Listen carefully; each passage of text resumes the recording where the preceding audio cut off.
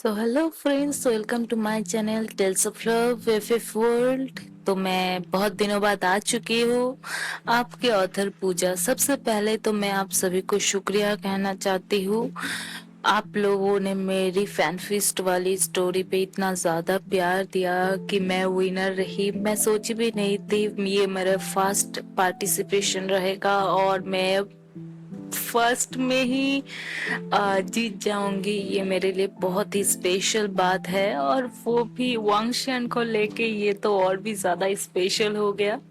तो आप सभी को बहुत ज्यादा ज्यादा शुक्रिया। तो जिस स्टोरी के बारे में हम डिस्कस किए थे, मैंने आपको प्रॉमिस की थी, जिसका मैं अनाउंसमेंट की थी, आज मैं लेके आ गई हूँ वही story, mirage between reality and fiction. तो चलिए कहानी शुरू करते हैं। रात का समय था। क्लाउड रेसेस हमेशा की तरह शांत था। बाहर ठंडी हवा चल रही थी। दूर पहाड़ों के बीच से झिंगुरों की हल्की आवाज आ रही थी। कमरे के अंदर सिर्फ एक मोमबत्ती जल रही थी, जिसकी नर्म रोशनी दीवार पर धीरे धीरे हिल रही थी। कमरे के बीचों बीच लानवांग जी पद्मासन लगाकर मेडिटेशन कर रहे थे। उनकी सांसें शांत थी, चेहरा हमेशा की तरह स्थिर था, आंखें बंद। सब कुछ बिल्कुल नॉर्मल था। तभी एक अजीब सी सफेद रोशनी उनके सामने चमकी। लानवांग जी की पलकें धीरे धीरे खुल गई। उन्होंने सामने देखा और पहली बार उनके चेहरे पर हल्की सी हैरानी उभर आई। उनके सामने की दीवार गायब हो चुकी थी। उसकी जगह एक बड़ी सी बिल्कुल साफ शीशे जैसी दीवार खड़ी थी। लेकिन उस शीशे के उस पार एक कमरा था, एक बहुत ही अजीब कमरा। वह रखी हुई कई चीजें उन्होंने पहले कभी नहीं देखी थी। एक अनोखा सा बेड, एक घूमने वाली कुर्सी, चमकने वाले छोटे छोटे डब्बे। और लानवांग जी की नजर धीरे धीरे कमरे के एक कोने से दूसरे कोने तक गई, फिर रुक गई। एक तस्वीर, फिर दूसरी, फिर तीसरी। उनकी आंखें एक बार में धीरे धीरे झपकी। पूरे कमरे में सिर्फ उनकी तस्वीरें लगी हुई थी। दीवार पर, बेड पर, तकियों पर, एक कप पर भी, एक छोटी सी चेन पर भी। एक भी कोना ऐसा नहीं था जहां उनका चेहरा ना हो। कमरे में कुछ पल के लिए गहरी खामोशी छा गई। लानवांग जी धीरे से उठ खड़े हुए। वो शीशे के पास आए, सावधानी से अपना हाथ आगे बढ़ाया। उंगलियां शीशे से टकराई नहीं, बल्कि उसके आर पार चली गई। उन्होंने तुरंत हाथ वापस खींच लिया। ये सामान्य बात नहीं थी। एक दीवार का अचानक गायब हो जाना, उसके पीछे एक अनजान जगह का दिखना और उस दीवार के आर पार जा पाना, सब कुछ असंभव था।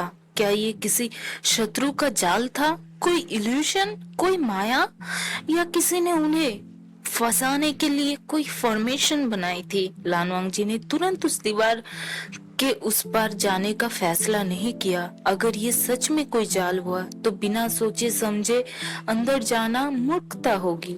उन्होंने एक कदम पीछे ले लिया, फिर चुपचाप उस दीवार के सामने बैठ गए। उनकी नजर एक पल के लिए भी उस अजीब कमरे से नहीं हटी। वो इंतजार करने लगे। अगर कुछ होने वाला था तो वो पहले उसे देखना चाहते थे। समय धीरे धीरे बीतने लगा।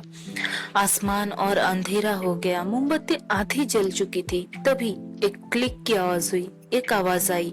लानवांग जी की नजर तुरंत उठ गई। उस अजीब कमरे का दरवाजा खुल गया था।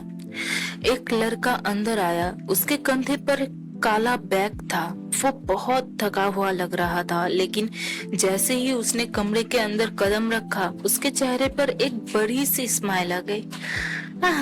घर। उसकी आवाज बिल्कुल साफ लानवांग जी के कानों तक पहुंची। लानवांग जी की भौहें हल्की सी सिकुड़ गई। वो उसकी आवाज सुन सकते थे, लेकिन उस अनजान लड़के ने एक बार भी इधर नहीं देखा, जैसे उनके सामने कोई था ही नहीं। लड़के ने अपना बैग उतारा, फिर उसने बैग को सीधा नीचे नहीं रखा। बैग पर लानवांग जी की छोटी सी तस्वीर को दोनों हाथों से पकड़ा और उसे अपने सीने से लगा लिया। उसके चेहरे पर एक अजीब सी खुशी थी। लानवांग जी कुछ पल तक चुप रहे, फिर लड़का मुस्कुरा दिया। ठीक है, ठीक है, तुमसे भी मिल लिया। और तब जाकर उसने बैग को पेट पर फेंका। उसके बाद वो सीधा दीवार के पास गया, बिल्कुल सामने, इतना पास कि अगर ये शीशे की दीवार ना होती तो दोनों के बीच सिर्फ एक कदम का फैसला रहता। लड़के ने दीवार पर लगी एक बड़ी सी तस्वीर को देखा। उसके आंखें नर्म पड़ गई। फिर उसने फोटो को एक छोटा सा किस कर दिया। कमरे में फिर से खामोशी छा गई। लानुआंग जी वही के वही रह गया। उसकी उंगलियां धीरे से तलवार पर कस गई और पहली बार उनके कान के सिरे हल्की से लाल हो गए। ये अभी क्या था? उन्होंने धीरे से कहा, कौन हो तुम? कोई जवाब नहीं आया। लड़का अब भी मुस्कुरा रहा था, जैसे उसने कुछ सुना ही ना हो। उसी पर लानुआंग जी को एहसास हुआ वो उस लड़के को देख और सुन सकते हैं, लेकिन वो लड़का उन्हें ना देख सकता था और ना ही उनकी आवाज सुन सकता था। एक अनजान कमरा, एक अनजान दुनिया और एक अनजान लड़का जिसके कमरे में हर जगह सिर्फ उनकी तस्वीरें थी। लानुआंग जी की नजर धीरे से उस लड़के पर टिक गई। उनके मन में पहली बार एक सवाल उठा, ये भक्ति आखिर है कौन? लड़का कुछ देर तक बेड पर बैठा रहा, फिर अचानक उठा और अलमारी की तरफ चला गया। लानुआंग जी की नजर अनजाने में उसका पीछा करने लगी। उसने अलमारी खोली, कुछ कपड़े निकाले और बिना किसी झिझक के वही खड़े खड़े अपना कपड़े बदलने लगा। लानुआंग जी की पलकें एक बार झपकी, फिर दोबारा। वो कुछ पल के लिए बिल्कुल चुप हो गया। उस लड़के ने अब एक छोटी सी हाफ पैंट पहनी थी जो घुटनों से काफी ऊपर तक थी और ऊपर एक बिना बाहों वाली हल्की सी गंजी। लानुआंग जी ने तुरंत नजर दूसरी तरफ फेर ली। इस दुनिया के लोग ऐसे कपड़े क्यों पहनते हैं? कुछ सेकंड बाद उन्होंने फिर से उस तरफ देखा और फिर से नजर हटा ली। उनके कान धीरे धीरे लाल होने लगे। तभी लड़का शीशे के सामने जा खड़ा हुआ। उसने खुद को ध्यान से देखा, एक तरफ से घूमा, फिर दूसरी तरफ से और फिर अचानक मुस्कुरा दिया। बुरा नहीं लग रहा। उसने अपने बाल ठीक किए और शीशे में देखते हुए बोला, लानसान, तुम यहाँ होते ना तो मुझे देखते ही रह जाते। लानुआंग जी की सांसें एक पल के लिए रुक गई। लानसान? उसकी नजर धीरे से उस लड़के पर टिक गई। ये उनका बर्थ नेम था। बहुत कम लोग उन्हें इस नाम से बुलाते थे। तो फिर ये अनजान लड़का उसे कैसे जानता था? और उससे भी ज्यादा अजीब बात, वो ये सब उनकी तस्वीरों के सामने क्यों बोल रहा था? लड़का फिर से शीशे में देखकर हंसा। आखिर मैं इतना हैंडसम जो हूँ। उसने खुद ही अपने बात पर सिर हिला दिया। पर तुमसे ज्यादा नहीं। लानुआंग जी बिल्कुल चुप खड़े रहे। पहली बार उन्हें लगा ये लड़का बहुत अजीब है, बहुत। उन्होंने धीरे से अपनी नजर कमरे की दीवार पर घुमाई। हर जगह उनकी तस्वीरें थी और उन सब तस्वीरों के बीच ये लड़का इतने आराम से घूम रहा था, बात कर रहा था, मुस्कुरा रहा था, जैसे वो तस्वीरें नहीं बल्कि असली लोग हो। एक पल के लिए लानुआंग जी को बहुत अजीब महसूस हुआ। ऐसा लग रहा था जैसे उनकी सारी तस्वीरें मिलकर हर दिन इस लड़के को देख रही हो। उसके कान और ज्यादा गर्म हो गए। वो सच में बाहर चले जाना चाहते थे, लेकिन अगर ये कोई जाल हुआ तो, अगर इसके बाद कुछ और हुआ तो, और ये लड़का आखिर था कौन? उनके पैर वही रुक गए। ना वो पूरी तरह नजर हटा पा रहे थे, ना ही वहां से जा पा रहे थे। तभी लड़का अचानक पलटा और सीधा उनके सबसे बड़ी तस्वीर के सामने आ खड़ा हुआ। उसके तस्वीर को देखा, फिर एक हल्की सी स्माइल कर दी। Good night लानसान। लानुआंग जी के हाथ धीरे से तलवार पर कस गया। उन्हें पहली बार महसूस हुआ आज रात शायद उन्हें बिल्कुल भी नींद नहीं आने वाली। उस रात बहुत देर बाद उस अनजान लड़के ने आखिरकार बिस्तर पकड़ लिया। उसने खाना नहीं खाया, बस कंबल खींचकर आंखें बंद कर ली। लानुआंग जी ने कुछ देर तक उसे देखा। ये भोजन नहीं करेगा? कुछ पल बाद उन्होंने अपनी नजर अपनी मेज पर रखे खाने पर डाली, फिर सामने सोए हुए लड़के पर। पता नहीं क्यों उन्होंने भी उस रात भोजन नहीं किया। मोमबत्ती बुझा दी और बिस्तर पर लेट गए, लेकिन नींद उनकी आंखों से काफी दूर थी। पता नहीं कितनी देर बाद एक अजीब सी आवाज से उनकी आंखें खुल गई। कमरा अंधेरा था, सिर्फ उस दूसरे कमरे से एक हल्की सी रोशनी आ रही थी। फिर वही आवाज दोबारा सुनाई दी, बहुत धीमी, जैसे कोई मौन कर रहा हो, जैसे कोई सपना देख रहा हो। लानोंग जी धीरे से उठ बैठे। उसकी नजर उस तरफ गई। उस अनजान लड़के के बिस्तर हल्की सी हिल रही थी। क्या वो बीमार है? क्या वो बीमार है? क्या उसे कोई दर्द हो रहा है? ये सोच के कुछ पल तक वो चुपचाप देखते रहे, लेकिन आवाजें बंद नहीं हुई। इसीलिए वो धीरे धीरे चलकर शीशे के पास आ गए। पता ही नहीं चला कब उनके कदम उस लड़के के बिल्कुल पास तक पहुंच गए। लड़के का आंखें बंद था, शायद सोया हुआ ही था। उसके बाल थोड़े बिखरे हुए थे। एक हाथ उसके सीने पर था और दूसरा अपनी बॉडी के नीचे की तरफ। उसके होठों से धीमी सी आवाज निकली, लानसान। लानोंग जी बिल्कुल जम गया। फिर कुछ देर बाद वही नाम दोबारा निकला, लानसान। कमरे में गहरी खामोशी छा गई और उस खामोशी के बीच लानवांग जी को अचानक समझ आ गया कि ये लड़का कोई बुरा सपना नहीं देख रहा था। उसके कान धीरे धीरे लाल होने लगे, फिर गर्दन, फिर पूरा चेहरा। उन्होंने तुरंत नजर फेरी, लेकिन उस नाम की गूंज उनके कानों में रह से गई, लानसान। उसकी उंगलियां हल्की सी कांप गई। ये लड़का ऐसा करते वक्त उनका नाम क्यों ले रहा था? वो कुछ पल तक वही खड़े रहे, फिर धीरे से उसकी तरफ देखा। लड़का अब फिर से शांत हो चुका था, कंबल आधा नीचे खिसक चुका था। लानवांग जी ने तुरंत दूसरी तरफ देखा। कुछ सेकंड बाद उन्होंने एक हाथ से कंबल उठाया और बिना उसकी तरफ देखे धीरे से उसके ऊपर डाल दिया, फिर एक कदम पीछे ले लिया। उनका चेहरा अब भी गर्म था और दिल पता नहीं क्यों पहले से ज्यादा बेचैन थी। उस रात उन्हें बिल्कुल भी नींद नहीं आई। जब भी वो आंखें बंद करते, उनके कानों में वही धीमी सी आवाज गूंजती, लानसान। अगली सुबह लड़का धीरे धीरे उठा। उसने उलझन में इधर उधर देखा, फिर अपने बालों में हाथ फेर दिया। हाँ, मैं ऐसे ही सो गया था। कुछ पल सोचने के बाद उसने कंधे उचका दिए। शायद कोई अजीब सपना था। उसने बात को वही छोड़ दिया। उसे जरा सा भी अंदाजा नहीं था कि रात को उसके कमरे में कोई और भी था। उस दिन पहली बार लानवांग जी उस अनजान कमरे के अंदर गया था। सिर्फ कुछ कदम, बस इतना ही। कमरे में हर जगह उनकी तस्वीरें थी। कुछ पेंटिंग्स थे, कुछ स्केचेस थे और कुछ ऐसी तस्वीरें जिन्हें देखकर वो खुद कुछ पल के लिए चुप रह गया।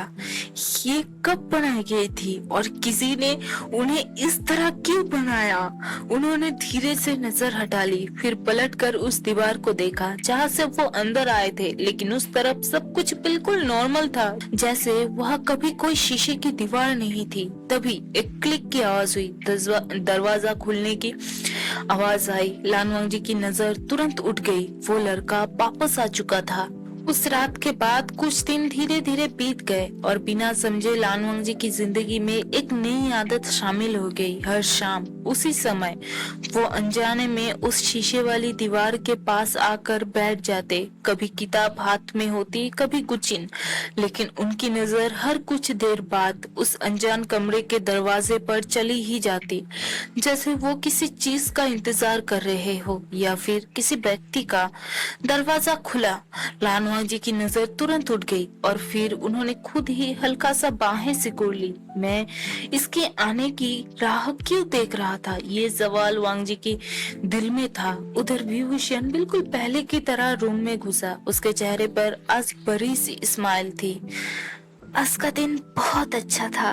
उसने बैग को बेड पर फेंका और सीधा दीवार के पास चला गया, बिल्कुल सामने। लानवांग जी अब तक इस बात का आधी आदत डाल चुके थे, या कम से कम वो खुद को यही समझा रहे थे। भीषण ने दीवार पर लगी सबसे बड़ी फोटो को देखा और फिर मुस्कुरा दिया। लानसान, आज मुझे एक्स्ट्रा मार्क्स मिले। किसी को फर्क नहीं पड़ता, लेकिन तुम्हें बताना जरूरी था। फिर उसने खुद ही हंस दिया। मैं पागल लग रहा हूँ ना? लानवांग जी चुपचाप उसे देखता रहा। उन्हें समझ नहीं आता था ये लड़का हर बात उसकी तस्वीरों को क्यों बताता था। क्या उसके दोस्त नहीं थे, परिवार नहीं था, या वो सच में इतना अकेला है? विभीषण ने बैग खोला और उसमें से कुछ निकाला, एक छोटा सा कीचेन, और उस पर भी लानवांग जी की ही छोटी सी तस्वीरें बनी हुई थी। लानवांग जी ने धीरे से आंखें बंद कर ली। अब उन्हें हैरानी नहीं होती थी, बस अजीब लगता था, बहुत अजीब। विभीषण ने किचन को टेबल पर रखा और बिस्तर पर बैठ गया। फिर अचानक उसने एक लंबी सांस छोड़ी। आज बहुत थक गया हूँ। वो सीधा तकिए पर गिर गया। कुछ देर तक छत को देखता रहा, फिर धीरे से बोला, लानसान, तुम्हारी दुनिया कैसी होगी? लानुअंग जी की पलकें हल्की से हिली। तुम सच में होते ना तो शायद बहुत शांत होते, शायद मुझे रोज डांटते भी। विभीषण खुद ही हंस पड़ा, लेकिन कुछ पल बाद उसकी स्माइल धीरे धीरे कम हो गई। उसने तकिए को बाहों में भर लिया और धीमी सी आवाज में बोला, पर कोई बात नहीं, मैं तुमसे ऐसे ही बात कर लूंगा। कमरे में खामोशी छा गई। लानवांग जी का हाथ धीरे से किताब के पन्ने पर रुक गया। पता नहीं क्यों, लेकिन उनके सीने में एक अजीब सी हल्की सी फीलिंग हुई, जैसे उस लड़के की आवाज पहली बार थोड़ी सी उदास लगी हो। विभीषण कुछ देर बाद उठ बैठा। उसने खाना निकाला, 2 निवाले खाए, फिर प्लेट एक तरफ रख दी। आज खाने का मन नहीं है। और फिर वो दीवार की तरफ देखकर मुस्कुराया। गुड नाइट लानजान। इतना कहकर वो कंबल ओढ़ कर लेट गया। लानुआंग जी का कमरा फिर से शांत हो गया, लेकिन इस बार उन्होंने किताब बंद कर दी और पहली बार उनकी नजर सोए हुए विभीषण पर थोड़ी देर ज्यादा से टिक गई। ये लड़का सच में बहुत अजीब है, और फिर भी पता नहीं क्यों अब इसकी अजीब हरकतें उतनी अजीब नहीं लगती थी। ये सोचकर वो खुद ही कुछ पल के लिए चुप हो गया। उन्होंने तुरंत नजर हटा ली और धीरे से मोमबत्ती बुझा दी। लेकिन उस रात नींद आने से पहले उनके दिमाग में आखिरी ख्याल वही था, कल क्या ये फिर मुझसे ही बात करेगा? ये सवाल उसके दिमाग में खटकती रही। अगली शाम लालवांग जी हमेशा की तरह अपनी किताब लेकर बैठे थे। कमरे में पूरी खामोशी थी। उनकी नजर किताब पर थी, लेकिन एक पन्ना पिछले आधे घंटे से पलटा ही नहीं गया था। कुछ देर बाद उनकी आंखें अनजाने में उठकर उस शीशे वाली दीवार पर चली गई। उस पार का कमरा खाली था। लालवांग जी ने धीरे से नजर वापस किताब पर कर ली। कुछ और पल बीत गए, फिर उनकी नजर दोबारा उस दरवाजे की तरफ उठ गई और इस बार उनकी बाहें हल्की से सिकुड़ गई। वो अब तक आया क्यों नहीं? जैसे ही ये ख्याल उनके दिमाग में आया, उनका हाथ वही रुक गया। लानवांग जी उसका इंतजार क्यों कर रहा था? लानवांग जी कुछ सेकंड तक बिल्कुल चुप बैठा रहा, फिर धीरे से किताब बंद कर दी। नहीं, वो किसी का इंतजार नहीं कर रहा था। वो सिर्फ उस अजीब घटना पर नजर रखे हुए था। बस उन्होंने खुद को यही समझाया। तभी एक क्लिक की आवाज हुई, दरवाजा खुलने की आवाज आई। लानवांग जी की नजर तुरंत वहां गई और फिर वो खुद ही कुछ पल के लिए चुप हो गया। विभीषण आ गया था, लेकिन आज वो हमेशा जैसा नहीं लग रहा था। उसके कंधे झुके हुए थे, चेहरे पर कोई स्माइल नहीं थी। वो धीरे धीरे चलकर रूम के अंदर आया और सीधा बेड पर बैठ गया। कुछ देर तक बस चुपचाप नीचे देखता रहा। लानवांग जी ने पहली बार उसे इतना शांत देखा था। काफी देर बाद विभीषण ने एक लंबी सांस छोड़ी, फिर धीरे से दीवार पर लगी एक फोटो की तरफ देखा। आज मेरा दिन बहुत खराब था लानजान। कमरा बिल्कुल शांत था। प्रोफेसर ने पूरी क्लास के सामने डांट दिया। वो हल्का सा हंसा, लेकिन उस हंसी में बिल्कुल भी खुशी नहीं थी। बहुत बेइज्जती हुई। उसने बैग को नीचे रख दिया, फिर धीरे से बोला, काश काश तुम सच में होते। लानवांग जी का हाथ किताब के कवर पर धीरे से कस गया। तुम सच में क्यों नहीं हो लानसान? विभीषण कुछ पल तक चुप रहा, फिर खुद ही सिर हिला के हंस दिया। देखो ना, मैं फिर तुमसे बातें कर रहा हूँ, पागल हूँ ना मैं? उसने दीवार पर लगी फोटो को देखा और फिर बहुत धीरे से उसके फ्रेम को छू दिया। कमरे में फिर से खामोशी छा गई। लानवांग जी की नजर उस हाथ पर टिक गई। पता नहीं क्यों, लेकिन पहली बार उन्हें लगा ये लड़का शायद सच में अकेला है। विभीषण ने कुछ देर बाद कपड़े उठाए। आज पहले नहा लेता हूँ।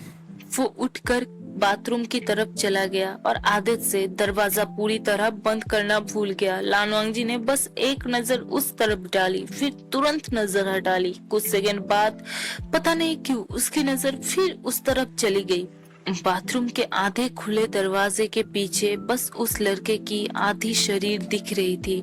पानी की हल्की सी आवाज आ रही थी। लानवांग जी कुछ पल तक चुपचाप देखता रहा, फिर कुछ पल, फिर कुछ और पल। अचानक बाथरूम के दरवाजे पूरी तरह खुल गया। विभीषण बाल पोंछते हुए बाहर निकला। उसी पल जैसे किसी ने लानवांग जी को नींद से जगा दिया हो। उनकी आंखें एक बार धीरे से झपकी, फिर तुरंत दूसरी तरफ मुड़ गई। उनके कान धीरे धीरे गर्म होने लगे। मैं अभी तक क्या देख रहा था?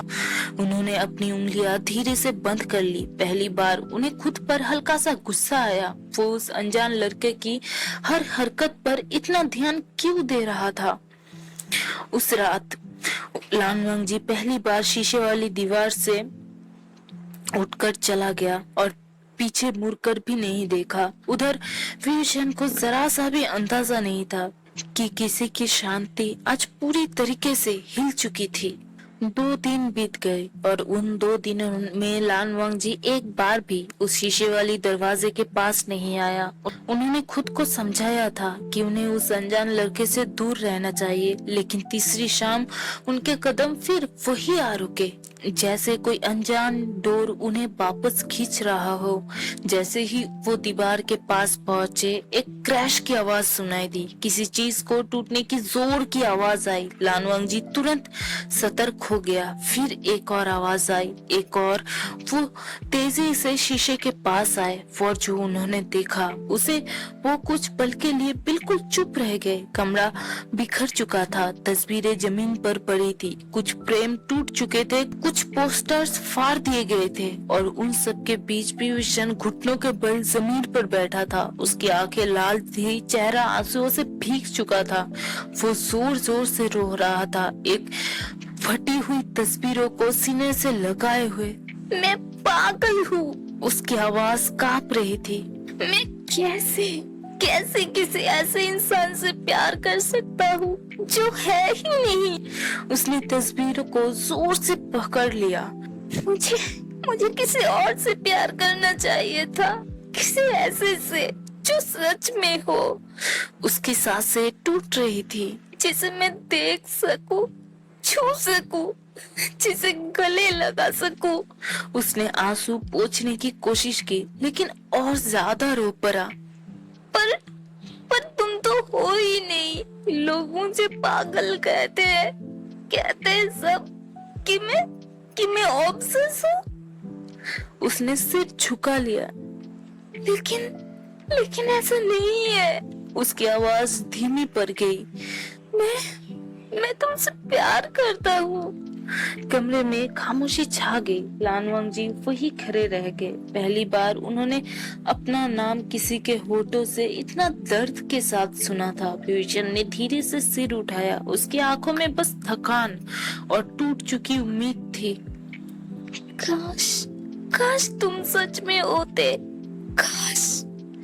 ये कहकर वो धीरे से उठ खड़ा हुआ। उसके हाथ कांप रहे थे और उसी पल पता नहीं क्यों लानवांग जी का दिल एकदम से कस गया। अगले ही पल वो बिना सोचे उस दीवार के पार चला गया। पहली बार सच में उनके पैर उस अनजान कमरे की जमीन को छू गए। विभीषण ने कुछ महसूस नहीं किया, वो अपनी दुनिया में खोया हुआ था। तभी एक आवाज उसके बिल्कुल पास आ गई। मैं यहाँ हूँ। विभीषण जम गया। उसकी सांसें रुक गई। धीरे धीरे उसने सिर उठाया और सामने देखा सफेद वस्त्र, लंबे काले बाल, सुनहरी आंखें, वही चेहरा जिसे वो हजारों बार तस्वीरों में देख चुका था। लांसन।